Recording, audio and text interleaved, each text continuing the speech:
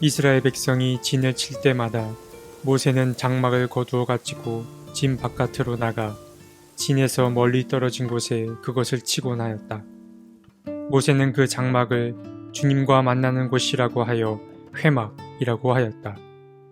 주님을 찾을 일이 생기면 누구든지 진 밖에 있는 이 회막으로 갔다. 모세가 그리로 나아갈 때면 백성은 모두 일어나서 저마다 자기 장막 어귀에 서서 모세가 장막으로 들어갈 때까지 그 뒤를 지켜보았다. 모세가 장막에 들어서면 구름 기둥이 내려와서 장막 어귀에 서고 주님께서 모세와 말씀하신다. 백성은 장막 어귀에 서 있는 구름 기둥을 보면 모두 일어섰다. 그리고는 저마다 자기 장막 어귀에서 엎드려 주님을 경배하였다. 주님께서는 마치 사람이 자기 친구에게 말하듯이 모세와 얼굴을 마주하고 말씀하셨다.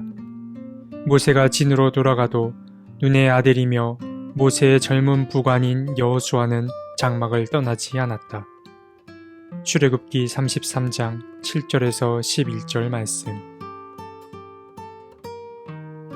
출애굽기 25장부터 시작된 예배 안내서의 설명이 끝났습니다. 하나님은 이스라엘 민족이 앞으로 어떻게 자신을 예배해야 되는지 모세에게 상세히 그 가르침을 전해 주었습니다. 그러나 참 안타까운 사실은 하나님의 이 가르침이 진행되는 동안 이스라엘 민족은 하나님이 아닌 다른 우상을 섬기게 됐다는 사실입니다. 모세가 백성의 곁을 떠나고 얼마만큼의 시간이 흘렀는지 알 순 없습니다. 이스라엘 백성은 모세의 부재의 시간을 견디지 못해 금송아지를 만들어 자신들의 불안을 달랬습니다. 뒤이어 하나님의 커다란 심판이 따라옵니다. 하나님의 편에 선 레위 자손들의 손에 광야 생활을 함께하던 이스라엘 백성 중 3,000명 정도가 죽음을 맞게 된 것입니다. 한 차례 커다란 폭풍이 몰아쳤습니다. 이 폭풍이 가라앉자 하나님께서는 모세를 향해 백성들을 이끌고 조상들에게 약속한 땅으로 나아가라고 명합니다. 이제 다시 몸과 마음을 가다듬고 이스라엘 민족은 가나안을 향해 한 걸음 내딛게 됩니다.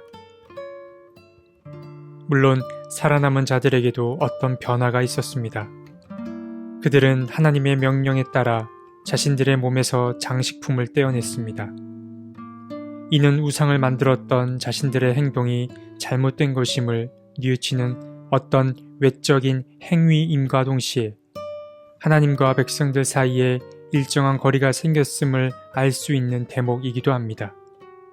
이 행위는 마치 자신들의 죄를 고백하고 잘못을 뉘우칠 때 머리에 죄를 뒤집어 쓰고 베옷을 입던 다니엘과 또 요나서에 등장하는 니느웨 사람들의 모습과도 유사해 보입니다.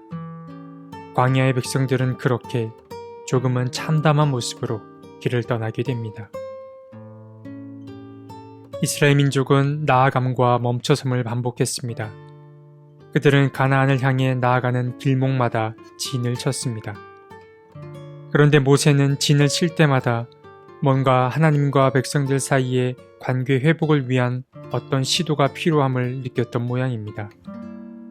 모세는 백성들이 진을 칠 때마다 장막 하나를 거두어 진으로부터 멀리 떨어진 곳에다가 두었습니다.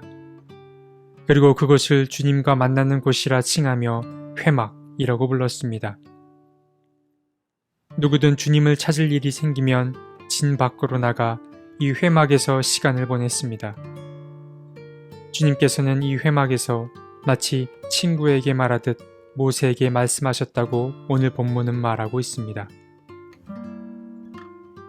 하나님을 기억하고 자신을 돌아볼 구별된 공간은 필요합니다. 일상의 관성을 끊어내기 위함입니다. 별도의 마련된 공간에서 시간을 보낼 때 우리는 우리 몸과 마음에 들이운 삶의 무게나 먼지들을 털어낼 수 있습니다. 사실 교회의 예배당이 대표적인 곳이고 여타의 다양한 종교들이 자신들이 믿는 존재를 묵상하기 위한 별도의 공간을 만드는 것도 이러한 맥락에서 이해될 수 있습니다. 요즘 교인들은 점점 지역교회를 찾아가기보다는 자신의 마음에 감동을 주고 자신이 추구하는 가치와 부합하는 교회를 찾아갑니다. 그래서 먼 동네나 지방에 있는 교회, 혹은 다른 대륙에 있는 교회에 접속해 예배를 드리고 말씀을 배우기도 합니다.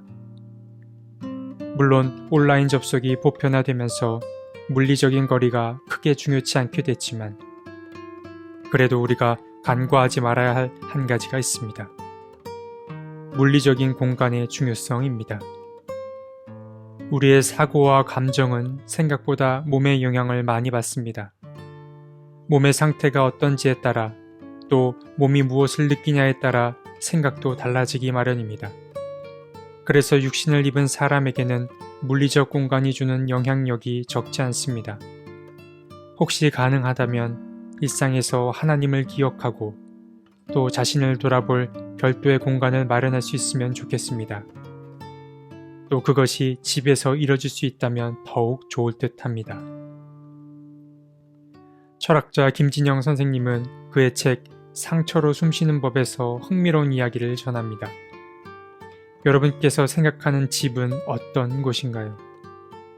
자신을 외부의 자극으로부터 단절시켜 온전히 쉼을 누리는 곳이 바로 집이 아닐까 생각됩니다. 하지만 어떤 의미에서 요즘 우리가 사는 집은 집이 아닐 수 있습니다. 김진영 선생은 우리에게는 인테리어가 없는 공간이 필요하다며 이렇게 말합니다. 우리에게는 인테리어가 없는 공간이 필요합니다. 그것이 다름 아닌 내밀한 공간이에요. 그곳에서만 우리는 나를 만날 수 있죠. 나를 만날 수 있을 때에만 우리는 타자의 꿈이 생겨요. 그리고 타자의 꿈이 생길 때에만 타자를 찾아 나가기 위한 출발 혹은 여행의 꿈이 생기겠죠.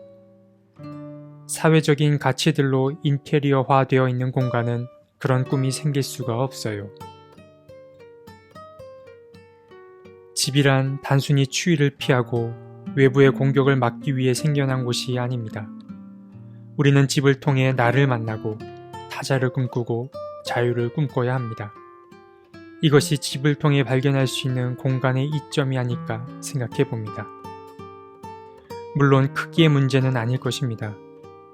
작은 테이블이 놓여있는 공간에서 보내는 시간, 혹은 잠들기 전에 잠깐의 시간을 마련할 수 있다면 하나님과의 관계가 지금보다는 더 친밀해지지 않을까 생각됩니다.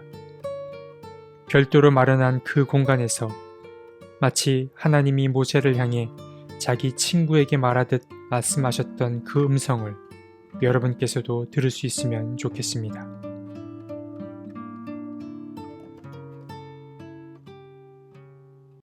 하나님, 삶이 주는 무게에서 우리를 건져 주십시오. 주님을 기억하고 나 자신을 돌아보는 공간을 마련할 수 있게 도와주십시오. 그곳에서 보내는 시간을 통해 하나님과 더욱 친밀해질 수 있게 해 주십시오. 아멘.